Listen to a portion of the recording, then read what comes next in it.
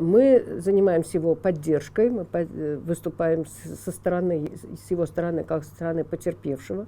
Конечно, это дело ما با او کمک حقوقی میرسونیم. از جانب جبردیده در مرافعه حضور داریم. پرونده جنایتی است. کوشش سبکتر کردن جرم گمانبر را دارند. پرونده را میخواهند از روی ماده های اوباشی، رساندن ضرر جسمانی و حتی قصد کشتار باز کنند، اما عامل جنایت را در اساس انگیزه ملی بررسی نمیکنند، چونکه دولت ما نمیخواهد بپذیرد که در روسیه ایدئولوژی نژاد پرستی و حتی فاشیستی وجود دارد. قاطعانه نمیپذیرند، در حالی که این عقیده پذیرفته نمیشود با آن مبارزه هم نمیبرند، حالان که با این روند مبارزه بردن ضرور است. زمان سال 2005 اگر اشتباه نکنم در روسیه اولین بار راهپیمایی روسکی مارش با شعارهای نژاد پرستانه برگزار شد. وقتی من اعلانهای آنها را در مترو دیدم، از لوشکوف رئیس همان دوره شهر تقاضا کردم که پیش راه این حرکت گرفته شود. مرا به کوچه پتروفکا 38 دعوت کردند. همه ما البته کوشش میکنیم دادو گرفتی زیاد با پلیس نداشته باشیم. این عادت از زمانی شوروی باقی مانده است، چون که از امکی میلیسا چیزی نیکی انتظار نیستیم. Запретить этот марш.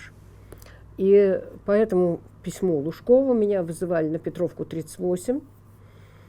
И я была поражена, меня вызывают полицию. Вы знаете, мы все хотим минимизировать наши взаимоотношения с полицией. Это у нас с советских времен у всех. نمیتوانم بگویم که به این واخری با هیجان و یا یگان انتظاری رفته باشم. مرا در مرکز مبارزه بر ضد افراطگرایی یا اکستریمیسم قبول کردند و غیر انتظار همچون مهمانی آبرومند پیشواز گرفتند.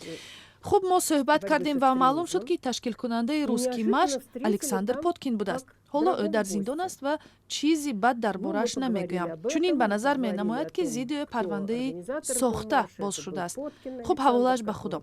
وقتی من به آنها گفتم ما می نویسیم ولی شما چاره نمی اندیشید، پاسخ عجیب گرفتم. به من گفتند شما می دانید ما را نمیگذارند زید فاشیسم مبارزه بریم و اینجا غیر از عریضه شما بسته های عریضه های مردم زیاد است. ما را نمیگذارند که آنها را برای کارکرد بگیریم و از پی تحقیقشان شویم. Удивительный ответ. Мне сказали, вы знаете, нам не дают бороться с фашизмом. И у нас, кроме вашего, еще вот стопы заявлений, но нам не дают, чтобы мы дали им ход. Нам не разрешают. На этом русском марше было очень много националистических выступлений. باید بگویم که ضمن روسکی مارش سخنرانی‌های نژادپرستی خیلی زیاد بود. تا آن دم به خاطر آزادی سخن این گونه نظرپردازی‌ها را هضم می‌کردیم. حالان که همان زمان پس از برآمدنشان این آدمان بازداشت می‌شدند. آن وقت چاره اندیشیدن نشد و بارها روسکی مارش برگزار می‌شد، یکی از دیگری دهشتناکتر. پس از این مارش‌ها به لطوکوب اقوام غیر روس می‌پرداختند. چرا دولت این ایدئولوژی را دستگیری می‌کرد؟ حالا این حمایت ها کم شده است، البته چون که حکومت خطر آنها را درک کرد و دید که آنها قصد به دست گرفتن حکومت را دارند. نژاد پرستی در روسیه تنها به حیات مهاجران تهدید نمی کند. Вот из-за того, что одного психопата, в общем, в данном случае это все-таки человек, наверное, не совсем здоровый, посадят в тюрьму, ведь ситуация не изменится. Надо воспитывать население, надо следить за собственным. از آن که ما یک دیوانه را این نفر مریض است پشت پنجره شنانیم و از تغییر نمی‌یابد، باید خلق را تربیت کنیم.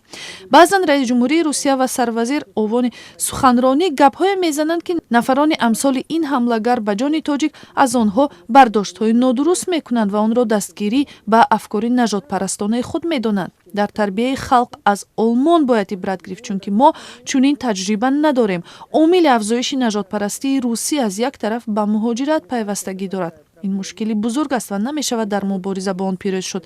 مهاجرت همیشه همچون مشکل باقی خواهد ماند. آن به مثل مشکل ساحه تندرستی معروف است که دولت سر آن باید تمرکز کند. دولتی ما نمی خواهد این مشکل را حل کند. Проблемы образования, здравоохранения, миграции и так далее, это все проблемы, которые государству необходимо решать. Но не хочет их решать. من بسیار چیز را انتظارم، چون که فردا ضمن کدام یک حالت احساساتی زیر تاثیرات کدام حادثه اگر پوتین چیزی گوید، پس فردا قانونی شدیدتری قبول می شود که مقابل آن ما باز مبارزه باید بریم. пӯшида нест ки Путин ба муҳоҷират назари манфӣ дорад, на ба мисли мо ки онро ҳамчун мушкилӣ қабул мекунему меандешем ки онро бояд ҳал кард. На, ман аз он хушназароне нестам ки бигӯям дарвозаҳои Русияро боз кунед, касе хоҳад биёяд ва чӣ коре ки бихоҳад бикунад. ман дарк мекунам ки ин мушкили бузург аст барои идора, омӯзиш, пешгӯӣ ва назорат аст. Ин ҳама ҷузъҳои кори идорӣ аст ва идораи он набояд ба саркӯбкунӣ гузарад. муносибат ба ин мушкилӣ бояд аз рӯи адолат бошад. мутаассифона аз соли 2012 Путин ду мақола нашр кард ки якеш ба муҳоҷират бахшида шуд. дар бораи зарурати шадид кардани қавонини муҳоҷират ибрози назар кард.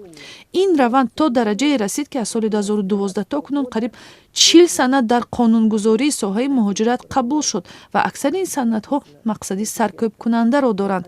фардо чӣ мешавад намедонам.